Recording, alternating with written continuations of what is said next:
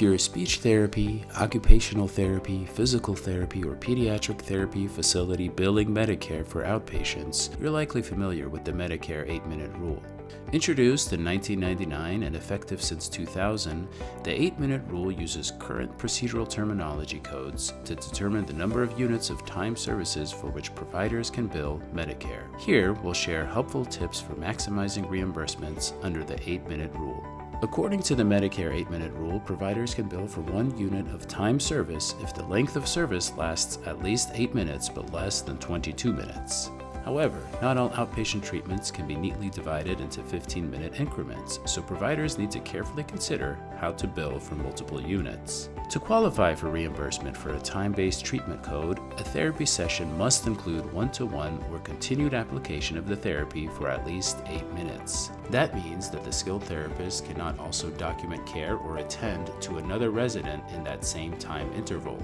The total of all time services is then divided by 15 to determine how many units can be billed. So what are the most important tips for maximizing reimbursements under the Medicare 8-minute rule? Number 1.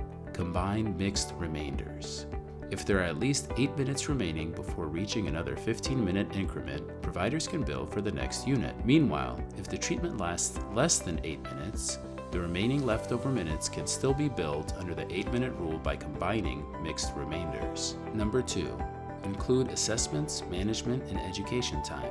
CPT rules allow providers to also bill for the time involved with managing, educating, and assessing a resident about their current condition defined by each code. Rehabilitation therapists can lose out on reimbursement by neglecting to bill for service-based codes as well. Number 3. Bill for time spent on documentation. Documentation done in the presence of the patient can be billed, but that is not the case for documentation done later. So if a therapist discusses intervention with a patient and then documents it while still with the patient, this is worthy of reimbursement according to Medicare. By following these tips, providers can ensure that they are maximizing reimbursements under the Medicare 8-minute rule.